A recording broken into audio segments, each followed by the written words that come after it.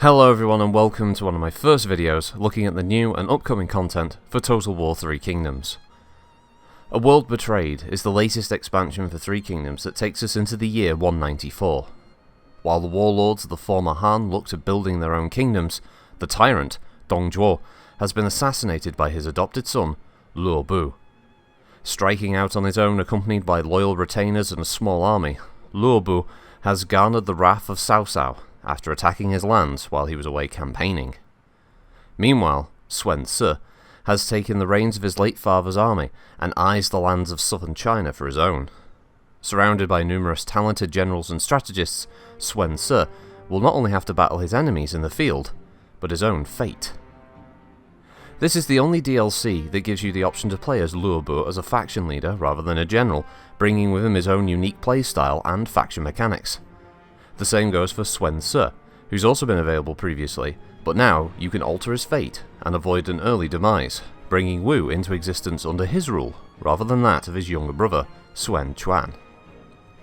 Of course, being this DLC takes the story a little further along, new events and story missions have been created for all of the playable factions, both new and returning. Let's look at the new starting factions, starting with Luo Bu. Known in the novel as being one of the greatest warriors of all time, he had a reputation for being a fearless warrior and intimidating presence on the field.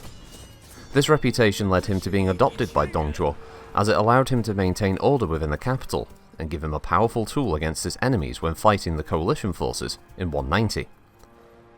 His assassination of Dong Zhuo would ultimately lead to his downfall, as his grasp of politics and generally aggressive demeanour would bring him into conflict more often than not. He would also regularly break his word or betray those who allied with him, leaving him few friends outside of his loyal generals Gao Shun and Cheng Ong. In Three Kingdoms, his faction is built entirely around him, using his reputation as a skilled warrior to gain benefits on the campaign map. His unique faction mechanic, Momentum, allows him to perform actions on the map such as being able to take a settlement without a fight, representing the fear that he instills in his opponents that they would much rather surrender than be cut down by the fearsome Luo Bu. You lose this momentum quite quickly each turn, but it can be regained by winning battles and opting to replenish. This grants him a much higher replenishment amount, around 19%, compared to other factions, but it has the negative effect of tiring your army considerably.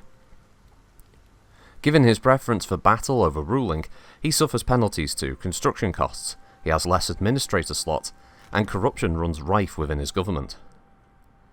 His faction has access to the new Camp Crushers, a unit associated with Gao Shun.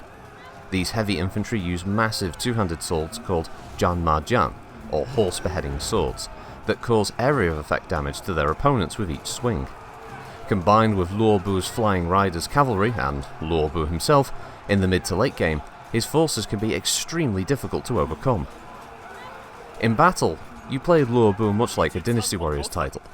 He's the center point of the army, using him like a wrecking ball to smash apart formations with his passive skills and active abilities. While your army pins units in place or moves to the flanks, he can run rampant. Obviously, he should always accept duels to quickly deal with pesky officers and gain more stat buffs along the way. In fact, defeating famous officers is a key mechanic for Luo Bu. Completing the set in his Greatest Warriors panel will grant certain campaign buffs for his faction, making you even more powerful than you already are.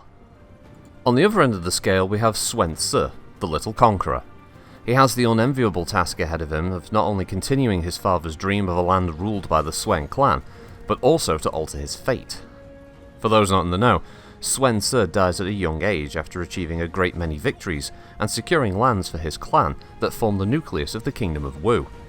His younger brother, Sun Quan, would become the first king of Wu, but here, you can change this. Sun Ce has the unique resource Reckless Luck, which represents his headstrong nature and fierce determination to succeed.